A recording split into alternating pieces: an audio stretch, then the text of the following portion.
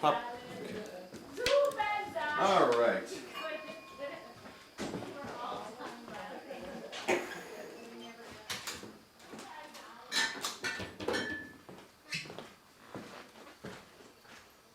Lovely.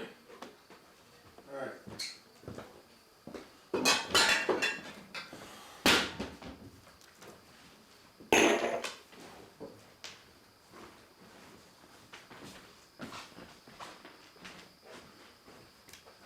Thank you. Is this in the way? No. Okay. Go ahead and say something for me. Uncle Oh, Tom. you're looking at a lucky man. A very lucky man. An ancient lucky man. You want to know about the whole thing where I Sure. was? Just when did you go in? Well, Did first you of all, volunteer? no, first of all, I was in college at Villanova, and I was in New York City on December 7th, 1941. I was there with my dearest friend at school, Frank Buckley. We'd been invited to a prom at one, I think it was one of the hotels near Central Park, I forgot now. And we were the guests of young ladies who were from the college where Buck lived. So I was invited as a blind date kind of thing. And the dance was December 6th, a Saturday night. And we were staying at the Biltmore Hotel because the college students in those days got a special rate at the Biltmore. And so Buck and I shared a room. And we went on a beautiful prom dance, first time I ever wore tails in my life. We got back maybe 2, 3 in the morning. The girls went to their rooms, we went to ours. I got up first. Maybe it was about noon, I've forgotten thereabouts. I got showered and I woke Buck up. We were supposed to meet the girls downstairs, so I went downstairs to the lobby and he got up to go get cleaned and come down. The minute I got off the elevator in the lobby, there was a kind of excitement, a buzz, a noise, I don't know what it was. I knew something had happened. I walked over to the newspaper stand where they sold magazines, and the New York Times was there, Japs bomb Pearl Harbor. And I knew immediately what that meant. I mean, it meant we were at war. I went and called Buck up and told him, and he came down as soon as he could. Then we eventually met the girls, walked up to Times Square and watched the news, up in the Times building coming around there, and Flatiron things. And The ticker there. right, and we went back, eventually went back to school, and all of us we knew, my class knew, that we were going to get out in the middle of the war, which we did. I graduated, I got my degree, I was lucky enough, my draft board, I tried to get into the Air Force, couldn't make it, so then I decided to just let the Army put me where they wanted, and so I got my degree in May of 42. I came back to Rock. I said goodbye to Buck. He went to his home. He lived in Lakewood, New Jersey. And I came back to Rockford with all my stuff and reported to my draft board, and they told me that I would be subject to the draft. I would be brought into the draft, into the Army in September, which they did. And I went into the service as a private in Camp Grant, which was just outside of Rockford where I grew up. So how much time did you have between getting I had from May until September? to September. And I must say I kind of lived it up a bit because I knew, well, I didn't know, but I knew I was going into the Army. I knew nothing about what that meant. But I had a marvelous time. I met old friends and we reminisced. And of course I kept in touch with my dear friend Buck because we decided when we parted from one another, because we were very dear friends, to keep in touch. And the same thing happened to me was going to happen to him. We were exact parallels. How old were you that summer? Let's see, I was 24. And my college career was 2 years later than normal. I went in 2 years after I graduated from high school, so I was 2 years behind the class that I was in. They were freshman kids right out. I had worked for a couple of years. But anyway, I went in and we were put on a train and sent to Louisiana, Camp Livingston, Louisiana, which was in the center of Louisiana, I think it was about 150 miles from New Orleans. The nearest town was Alexandria, Louisiana. And we had what was called our basic training there. And the basic training, of course, is the prime training that every soldier gets when he goes in. They teach you everything from how to walk, and how to do this, that, and the other thing, how to wear your clothes, how to take care of your clothes, then how to take care of a weapon. You're issued a weapon. This case was an M1 rifle. And I had never fired a gun in my life. I had fired a cap pistol on the 4th of July. I had never fired a gun, but the Army taught me how to handle the gun. They taught me how to take it apart so I could put it, they taught me how to clean it, and then finally they taught me how to shoot it. And at the firing, what the hell they call it, I've forgotten. We went out to the firing range and they taught you, first they teach you how to shoot flat on your prone, on the ground, with your elbow against the ground and bringing your target. Then they showed you how to fire on your knee, and then they showed you how to fire standing up. And I qualified with my rifle, and I was in very good physical shape. I met some wonderful guys that were having basic training with me, which means I would like to say that that's one of the terrible things and good things about the Army, one of those ambivalent things, where you meet friends, you meet guys that you like, as well as you meet guys that you don't give a damn about. But you meet guys that you like, and then eventually you're not going to be with them. You see, when basic training, after that's finished, you're scattered to the winds. Wherever the whim of the Army takes you, that's where you go. Now there are some who will come with you, but not many. And in my basic training class, I had some marvelous friends. Most of my guys were from the Middle West, because I was. And so at the end of our basic training, which came in December of '42, we were given what was called in those days a 5-day pass. And that meant you could leave the camp and go wherever you wanted as long as you were back in 5 days. And we decided, of course, to go to New Orleans.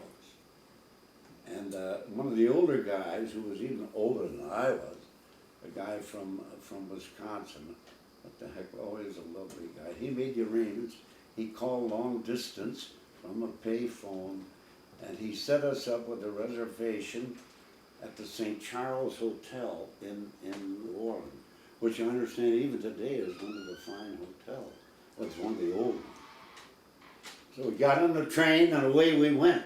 There were 5 of us included. This guy from Wisconsin, I can't think of his name. And then another fellow, another young guy about my age from Madison, Johnny Leonard. He was a graduate of the University of Wisconsin. And we checked into the hotel, and the first thing we all did, I think we flipped coins and we took a shower. It must have lasted a half hour for each. Because we hadn't really had what you would call a good private shower in all that time. And then I happened to be lucky, I got out. And so I said, I'm going down, I'll meet you guys at the bar. And I went down to the bar, and it just so happened while I was at the bar later, Johnny Leonard came down. We heard a guy talking, and the man talking, his voice was familiar to me. And I kept saying to myself, I'd heard him on the radio, and that's where I had heard him.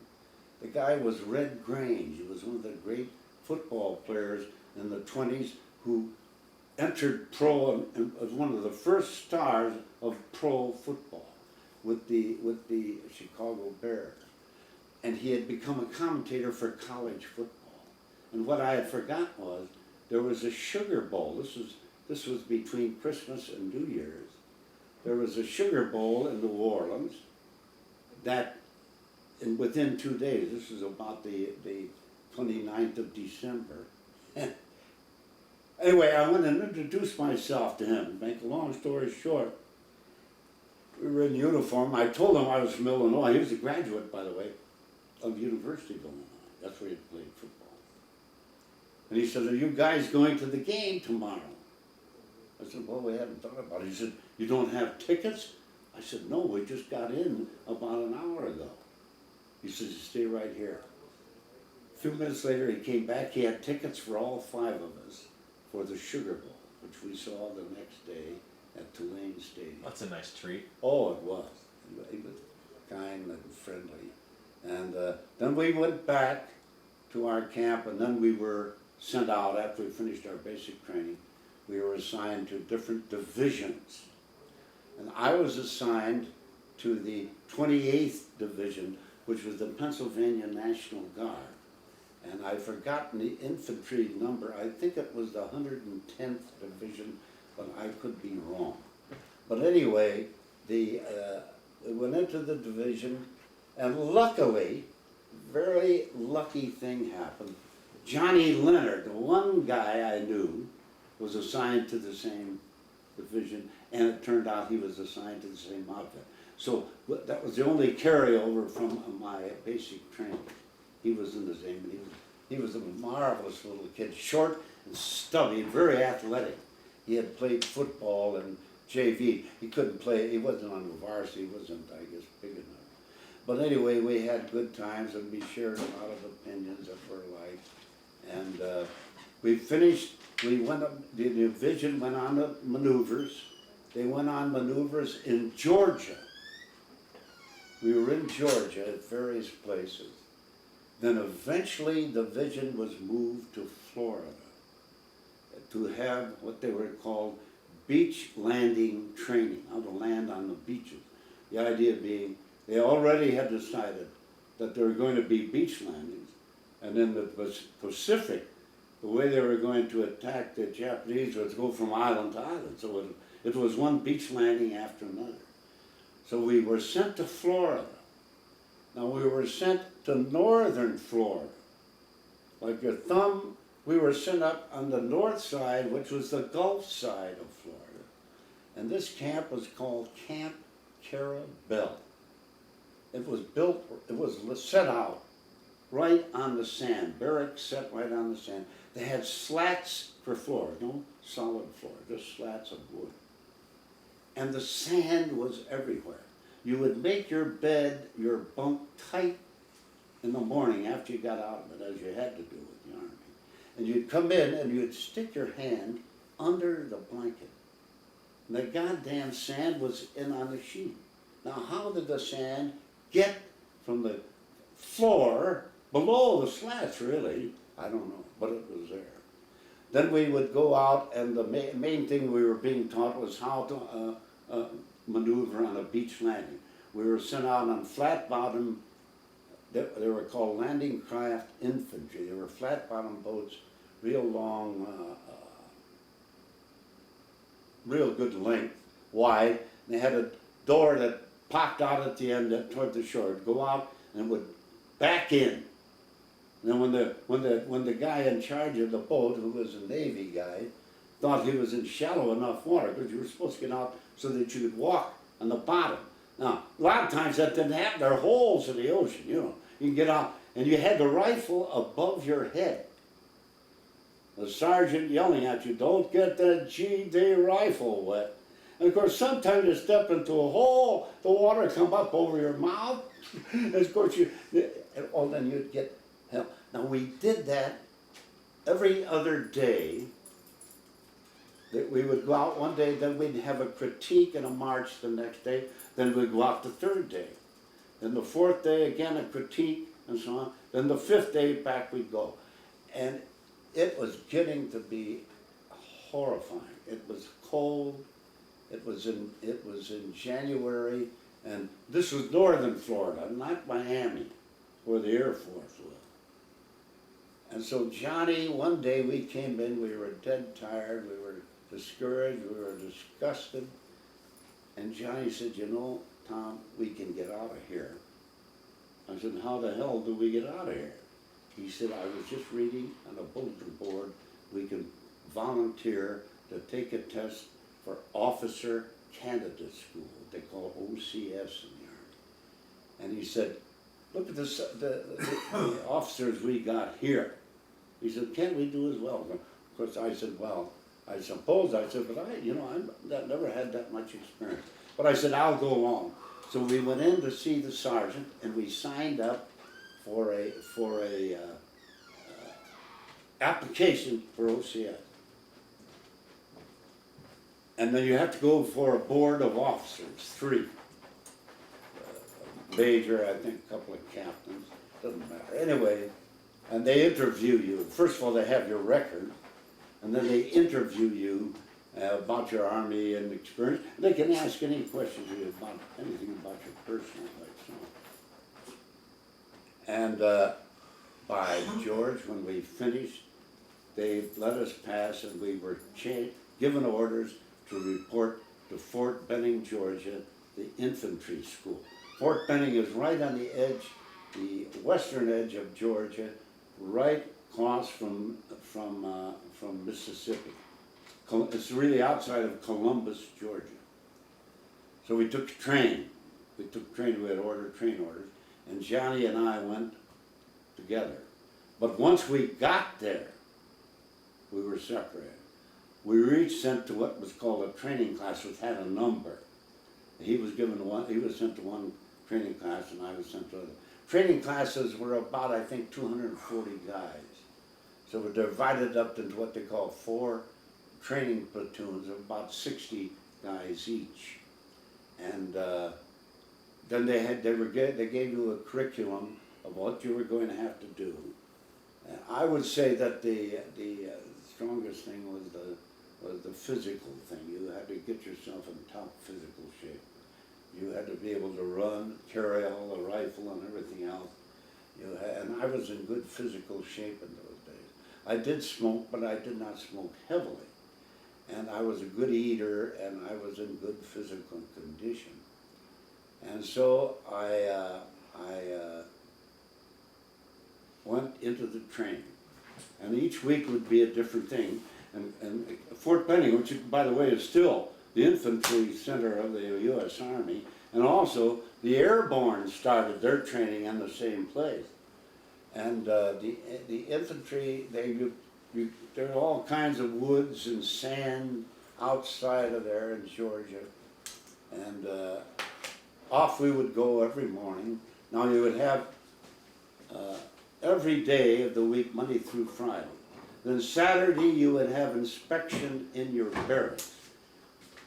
From about 7 in the morning, 6 in the morning was, till noon, when the inspection ended. If you passed inspection, you were given your free pass to do whatever you had to do before 10 o'clock Sunday night. You had to be back in bed. And so that's the way it was. It was very, very hard. And you were under what was called, each unit was under what was called a tactical officer. He was a teacher officer. And he could do what he wanted with you. And he could make your life easy, or he could make it horrible. And we had a tactical officer, it turned out, in my platoon, who I think had, as I detected it, of course he had all our records, he knew all about us, he read all about it. He had something against college men. And of course that's the one thing that Johnny and I had in common, we were college graduates. And so wherever he had a chance to get at me, he had a snide remark to say, McKimmey, you know. And you have to put up with it. That's the way the Army is. Hell, you got to do it. One of the things I think that helped me, I was always a good talker and I had a good voice. So that when I was out in a formation, you had to give orders to a group, just like you would do if you were a platoon leader in the Army. And everybody could hear me. If you couldn't hear me, you were goddamn dead. And so I was good at that. I got good marks on that. And then I had good passing marks with the weapons. You had to learn how to fire a machine gun. You had to learn how to fire a mortar. And you went on the range for all these things. And when we were doing the machine gun, one of the most unusual things happened, one of the great coincidences of my Army life. We were doing machine gun a whole week. And on the last day of the machine gun, which was a Friday, hot, remember now, this was in May and June. It was so bloody hot, and I came in, I was dead tired. I knew I had to take a shower. I stunk. I put my rifle down, I put everything down, I stretched out on the bunk. I was just dead. I knew I had to get up and get a shower, but I stretched out anyway. I was about to doze off. And we were in, of course, great big long barracks with two bunks and a great big row in the middle and your trunk in front of you with all your stuff. A guy came in at the far end of the barrack and he yelled out, "Is there a McKimmey in this barrack?" I'm just dozing off and I hear this voice. It was Buckley, the guy, my closest friend in college, had ended up, he came in 6 weeks after I couldn't believe it. And so we got together. Now he was in a different class, of course. He was starting after I had. But on the weekends, Saturday and Sunday, we were free to pal around as we had done, go to movies. There was nothing off. I don't know. I think there are whorehouses in Columbus, but our company was enough. They had movies, and we went to see them. We drank beer. They had 3.2 beer. The Army, they couldn't have the regular alcoholic percentage, but they had a kind of a weak beer. If you drank enough of them, you got a little buzz on. But anyway, at least we had that together, the two of us. And then finally, I came to my last week, and I had passed, and I was commissioned, it was like graduation, a second lieutenant. You got your dress uniform, and you got a gold bar on your shoulders with a second Louis wear, and a gold bar on your overseas cap. And of course I had my green jacket and my gray trousers. You got 10 days with your family. You were given 10 days you were given you got railroad transportation, and you go home, and then you were getting an assignment to some infantry division. That's where you were going, that's what you were trained for. But the last night I saw him alive, we were sitting on the barracks in the steps, drinking beer, and by that time he was in the middle of his, he was worried about whether he was going to make it. Because you could flunk out, a lot of guys flunked out. I don't know why I didn't, I really was never a soldier guy. I just was able to manage, I guess. And he, on the other hand, he always had a real great interest in the military, had done a lot of reading and so on. He had never, as far as I know, had any military background. But he was so worried, I said, "Buck, if I can get a commission," I said, "you sure as hell can get one." And that's the last, he was so worried, I said, "Let's keep in touch." I had his APO number there. And I said, now, as soon as you get transferred, by that time I'll send you where I am, and we could write to one another. Because there's no, no phone thing in those days. The only thing you had to barracks was a pay phone. And so I went off, and I was assigned when I came back. I went home, but of course, I was a big deal, brother. And I had met a gal who was real nice, and we went out dancing, and we had a very good time, and I said goodbye to the family, and I went back to I had to report to back again to Georgia. It's as though my life was dependent on Georgia.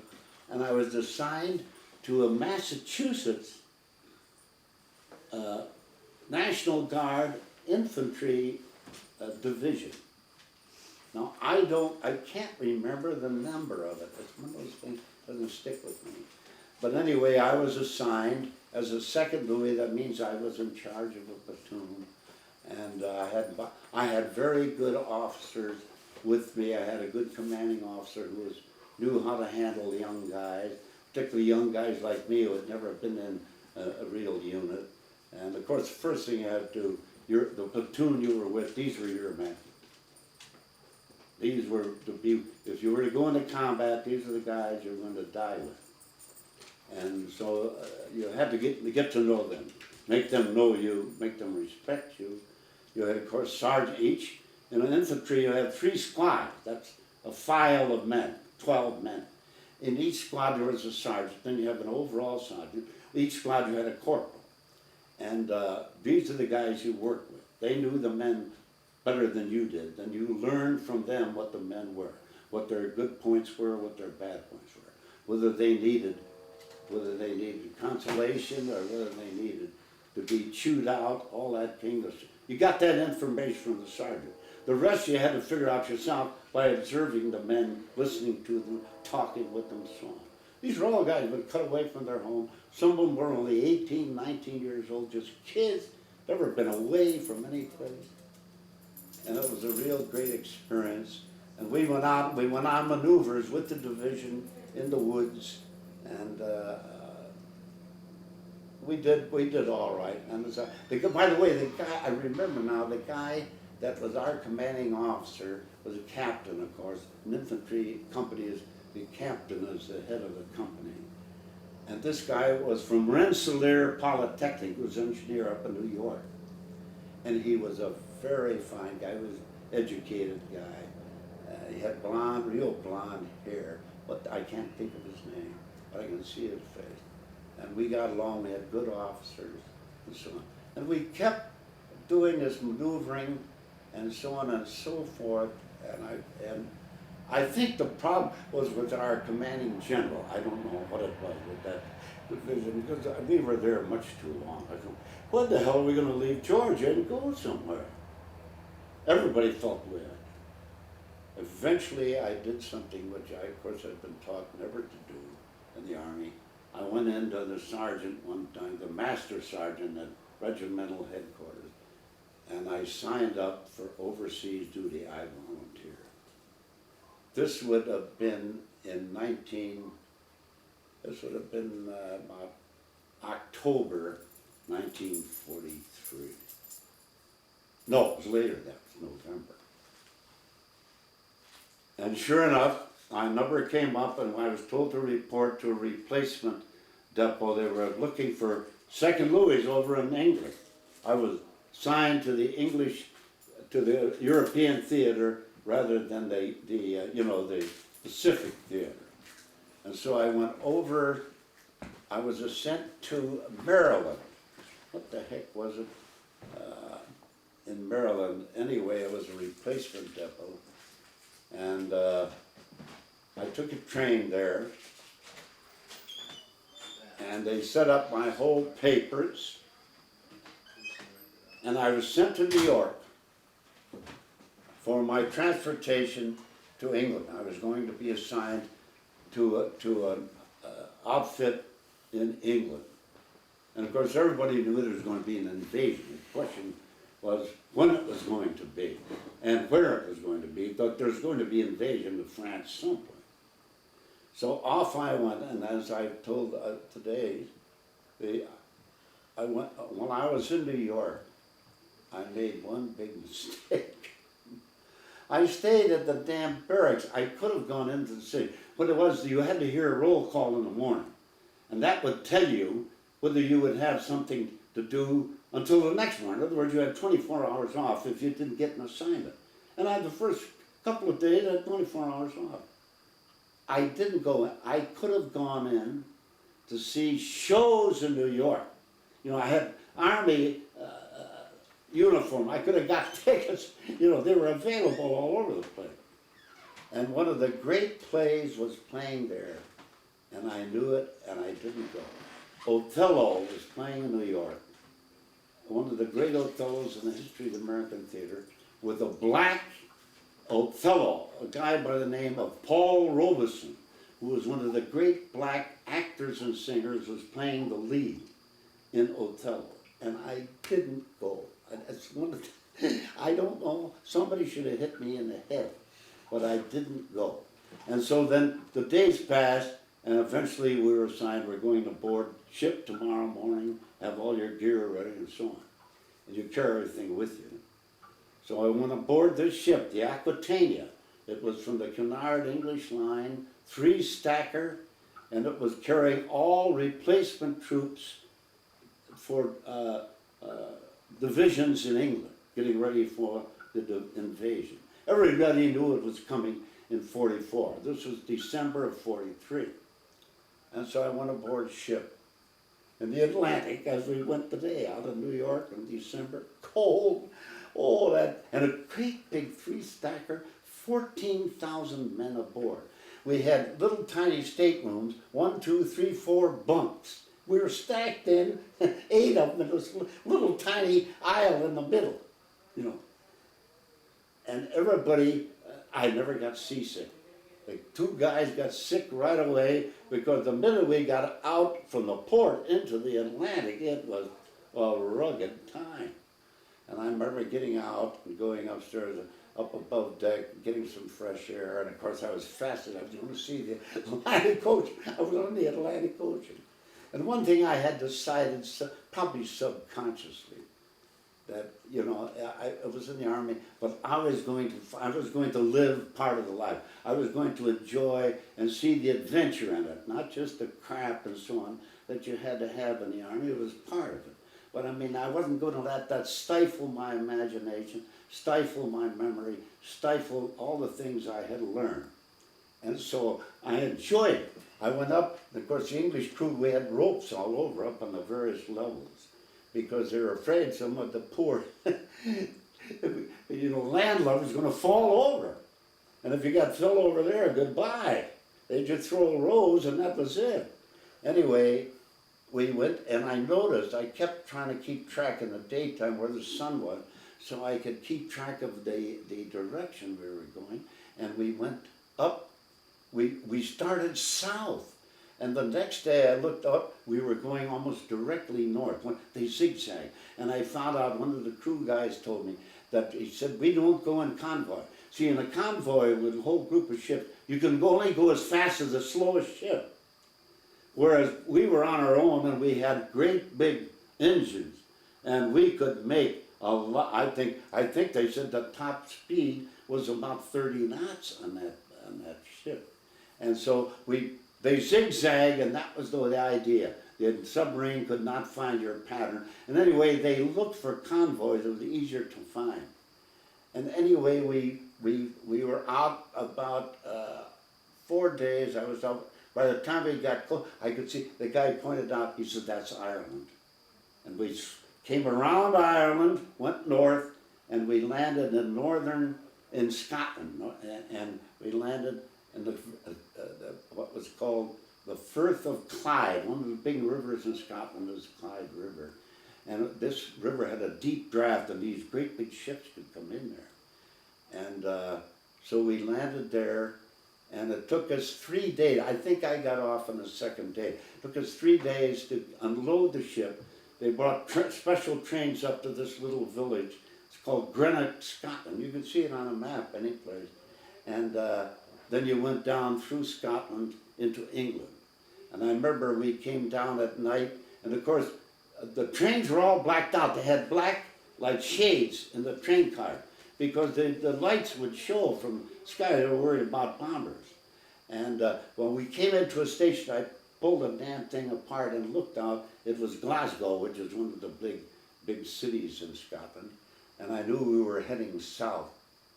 And we got south to a place was called Lichfield, England.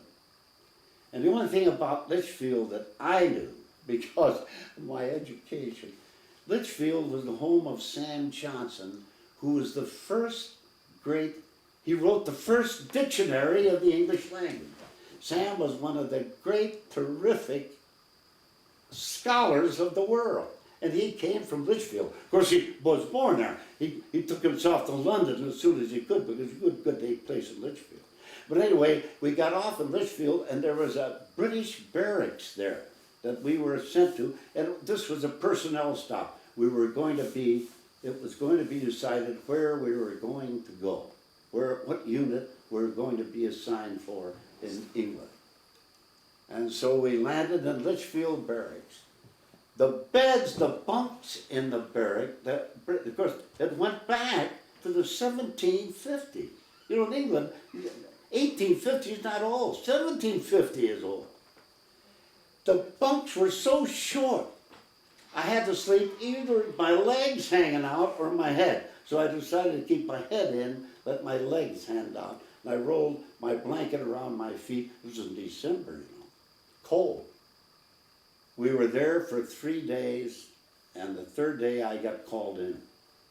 And I went in, I had a folder like, well, smaller than this, with my record, and there was a major sitting at a desk, and you come in, and you're standing, you salute, you stand full tension, you know, and you hand this to him, and he goes, didn't even, now, you're supposed to, when you're an officer, if you're talking to an enlisted man or someone who is lower ranked, supposedly, you say to them, at ease, in other words, relax. When you're at ease in the Army, you spread your feet and you don't have to be rigid and so on. He didn't give me at ease. That was about a minute or two, and I felt, you know.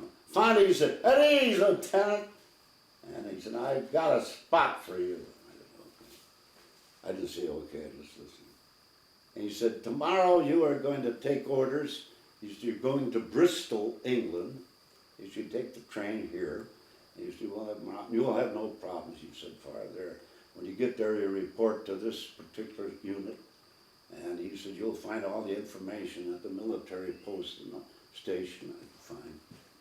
And he said, I said, well, now what unit is I'm going to be? He said, you're going to be assigned to the 507 Military Police Battalion in Bristol. I couldn't believe it. I said, Major, I have never done any police work. I said, I don't know. He said, I know that. I know all you've done here. And then he said, however, he said, General Bradley, 1st Army, they decided they needed more military police battalions. And we were told if we couldn't get commissioned military police, we were to take infantry officers who were 6 feet or over, and you fit the bill. At the time, I didn't realize it saved my neck. Otherwise, I would have been assigned to one of the assaulting divisions in Normandy. Those guys you saw in the Private Ryan coming up in those boats, I would have been there. And your chances of living were nil. And if you live, there's something going to happen to you.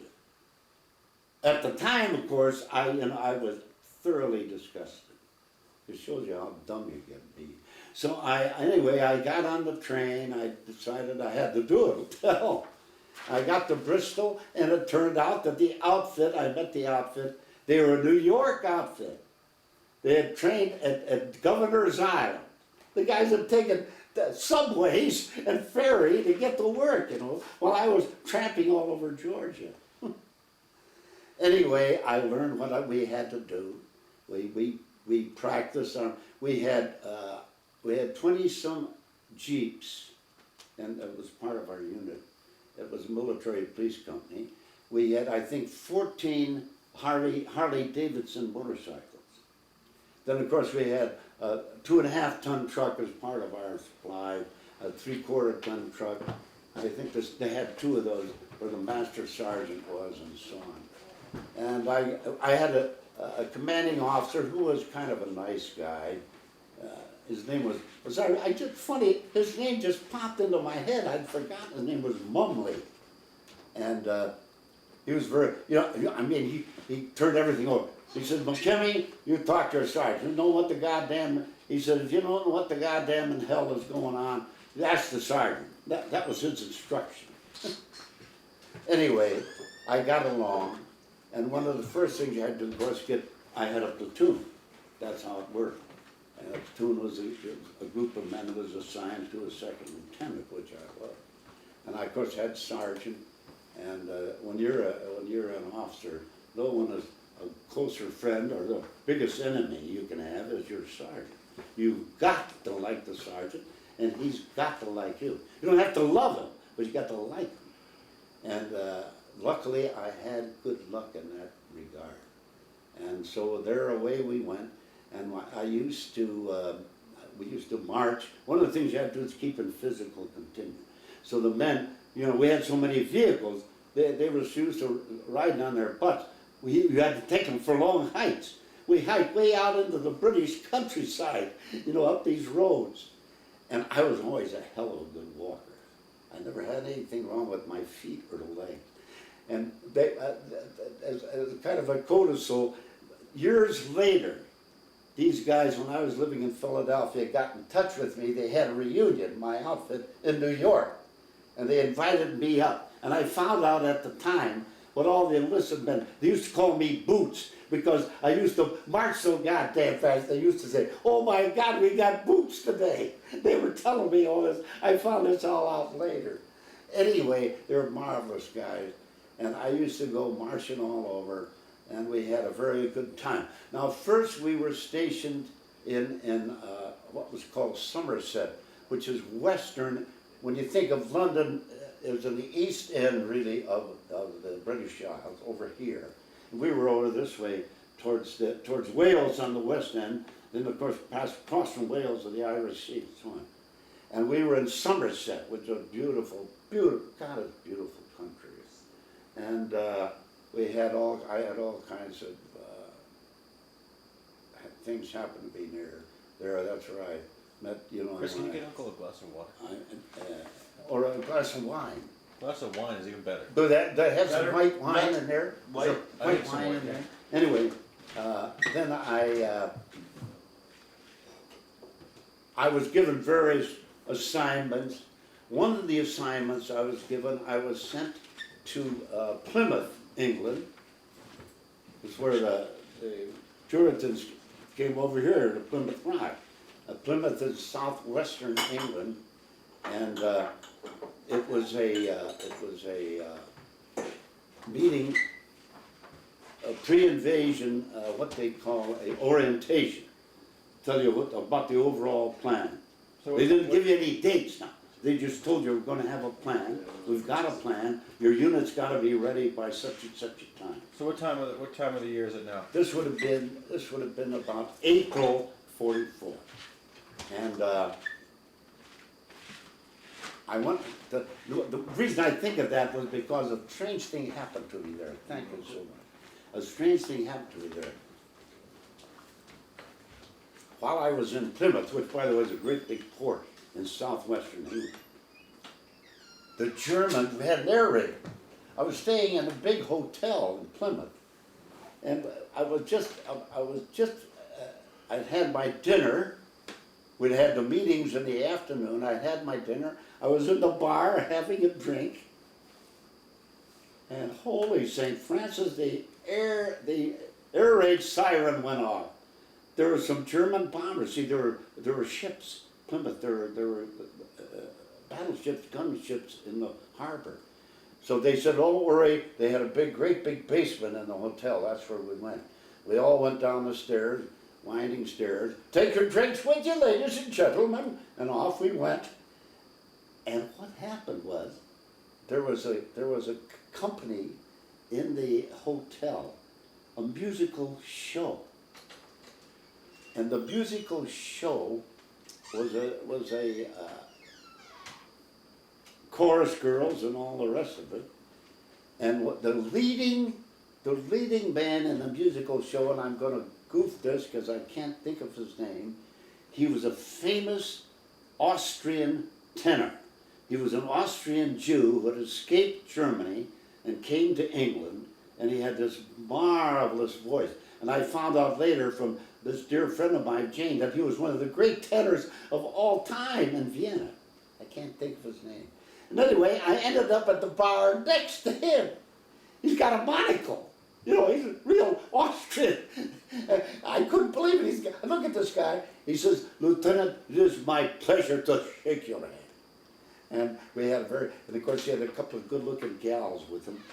And he told me, he said, you've got to see our show. I said, well, I'm very sorry, but I said, my orders are to leave tomorrow morning. I won't be here. But I said, it's a pleasure. And of course, I had never heard of the guy. Damn it, I can't think of it, but it'll come into my head. Anyway, that was an odd kind of thing, because when I met people later, said, you had a drink with this guy, and I had some of his records at home, German song.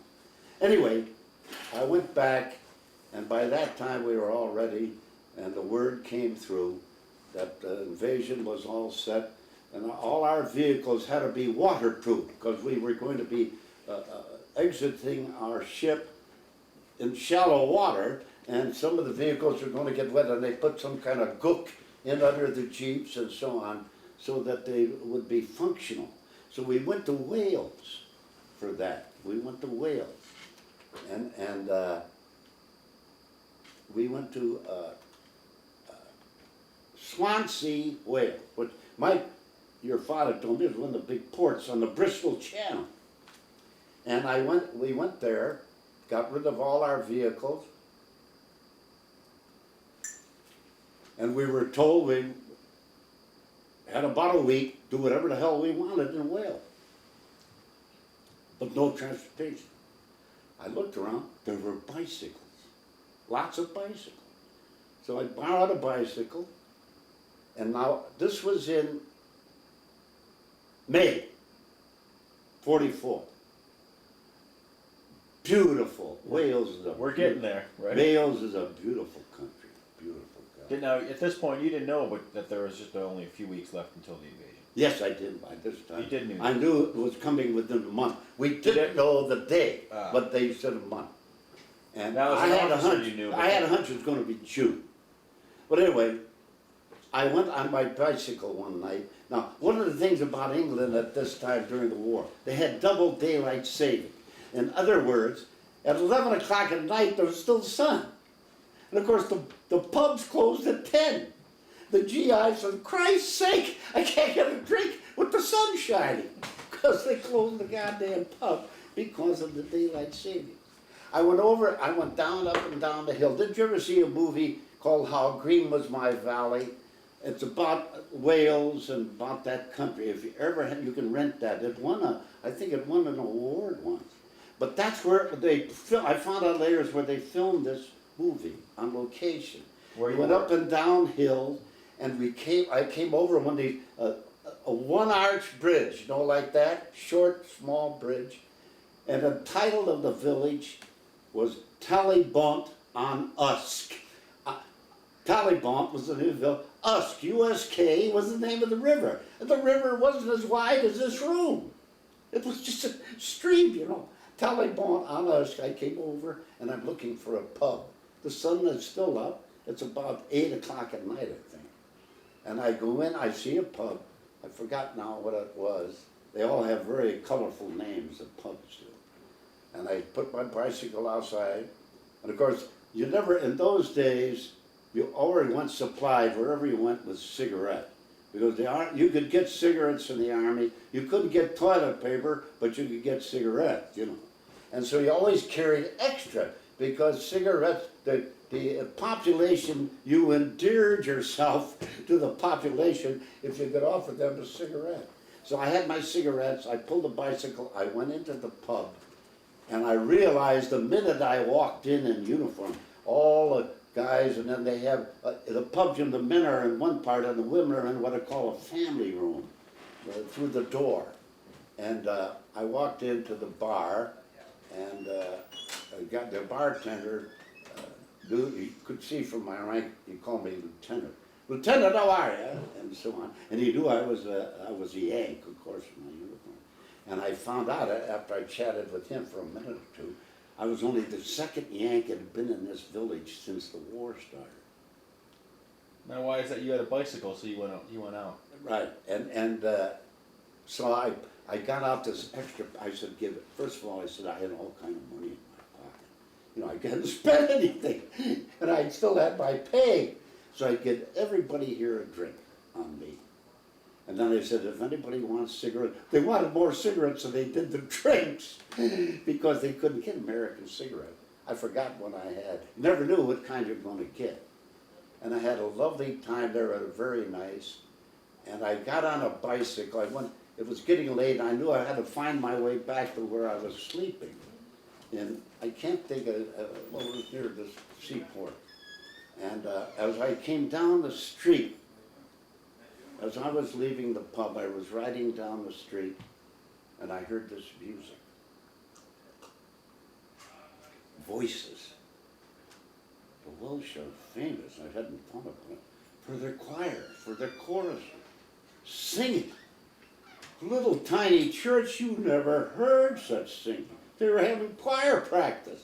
And I stopped the bike right in front of the place and listened.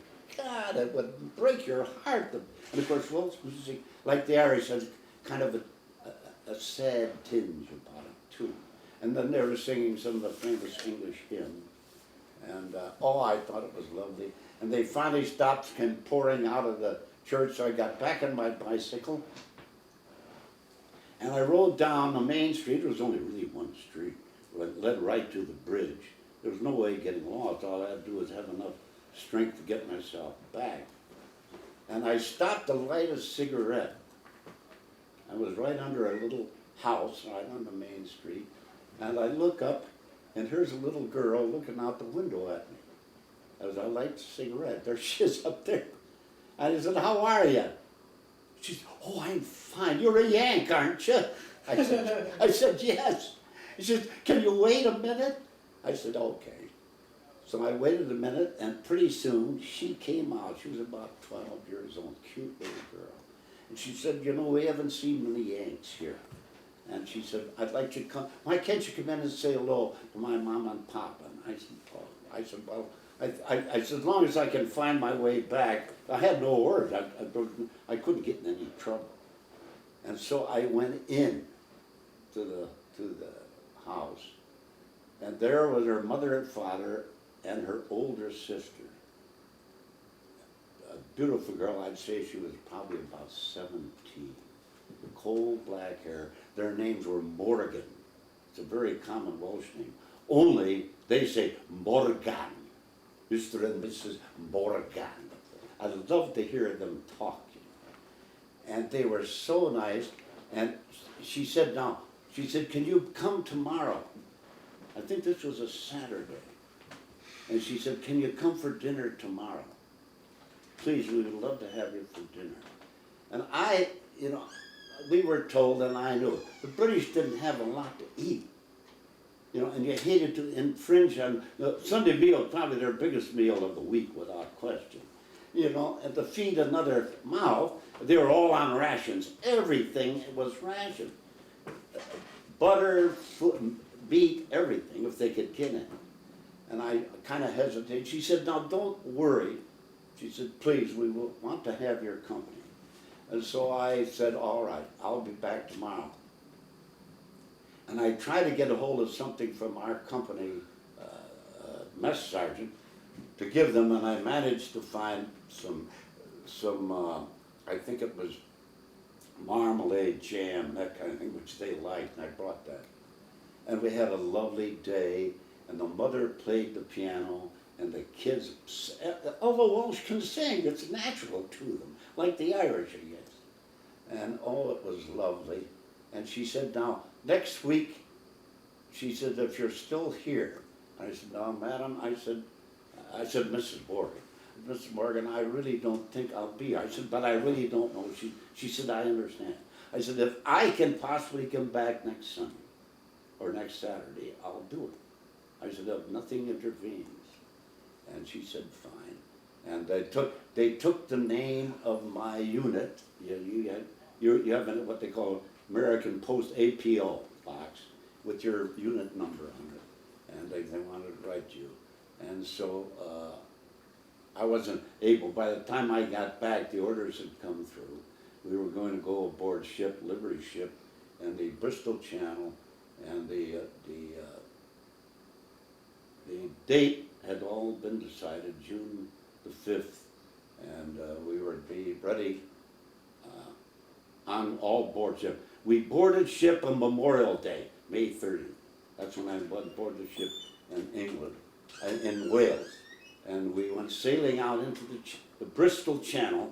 Now the Bristol Channel is to the west and a bit north. And you come down around the point, and then you're in the English Channel, and there's France, you know.